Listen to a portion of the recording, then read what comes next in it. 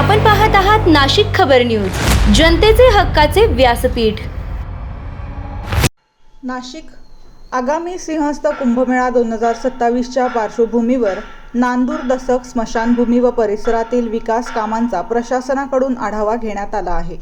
भाविकांची वाढती संख्या लक्षात घेता सुरक्षितता आणि गर्दी व्यवस्थापनासाठी विशेष नियोजन करण्यात येत आहे। या अंतर्गत स्मशानभूमी परिसराचे रुंदीकरण करून तो अधिक प्रशस्त आणि सुव्यवस्थित केला जाणार आहे।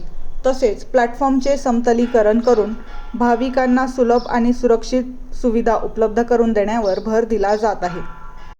पादचारी दळणवळण सुधारण्यासाठीही आवश्यक बदल करण्यात येणार असून गर्दीच्या काळात कोणतीही अडचण निर्माण होऊ नये यासाठी प्रशासन सतर्क आहे।